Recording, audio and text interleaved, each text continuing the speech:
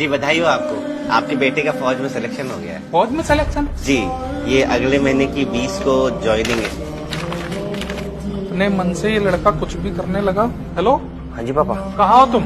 मैं वो इंटरव्यू देने आया था। बेवकूफ समझ रखा है क्या आपने बाप को? इंटरव्यू देने की आड़ में चोरी चुपके तुमने आर्मी ज्वाइन कर ली और हमें बताया भी नहीं। और एक बात बता, इस दिन के लिए तुझे नाचों से पाला था मैंने कि तू बड़ा होके फौज में चला जाए। तुझे पता भी है आर्मी की नौकरी कैसी होती है, एक सेकंड का भरोसा नहीं होता, कब गोली सीने के आर पार हो जाए। मैंने कोई आर्मी ज्वाइन नहीं की, नहीं मैंने कोई फॉर्म भरा और नहीं मुझे कोई शौक है आर्मी ज्वाइन करने का। तो ये तेरे नाम से लेटर क्यों आया है? पापा मुझे लगता है किसी गलत एड्रेस पे आ गया, आप एड्रेस चेक करवाओ पहले, ठीक है? और मैं लेट हो रहा हूँ इंटरव्यू के लिए, आप बाद में फोन करना, मैं घर आके बात करता हूँ आपसे।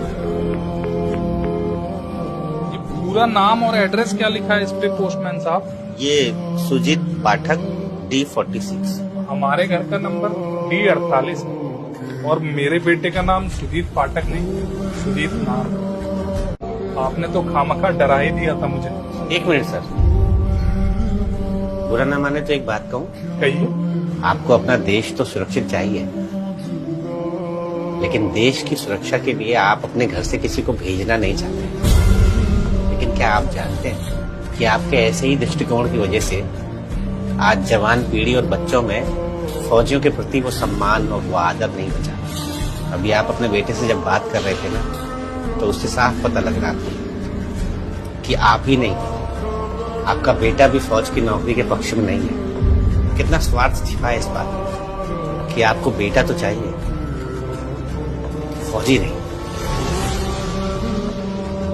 ये लेटर देखकर तो आप डर ही गए, पर यकीन मानिए आप अकेले नहीं हैं। आपके जैसे बहुत सारे माँ बाप हैं जिन्हें लगता है कि फौज की नौकरी सुरक्षित नहीं है। लेकिन क्या कभी आपने थोड़ा सा समय निकालकर सोचा कि फौज में जो हमारे देश की रक्षा के लिए खड़े हैं वो भी किसी के बेटे हैं? आप जानते हैं कि आज शहरों से फौज में जाने वालों का प्रतिशत बहुत कम है, और इसके विपरीत आप गांव की तरफ चले जाइए तो आज भी वहां लड़के भाग रहे हैं, फौज की तैयारी कर रहे हैं पूरे जज्बे के साथ अपनी देश की सेवा के लिए। उनके माँ बाप उन्हें नहीं रोकते होंगे, उनके माँ बाप को उनकी चिंता नहीं होगी, लेकिन उनकी चिंता के साथ साथ उन माँ बाप को अपने देश की भी चिंता है। शहरी माँ बाप शायद ये भूल गए हैं। धन्य है ये बेटा जो फौज में जाकर देश की सेवा करना चाहता है।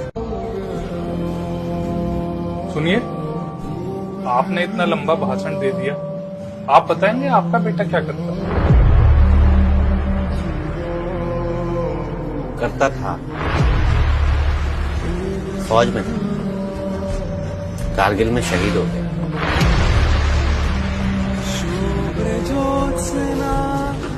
आपने सही कहा, आपका बेटा और आप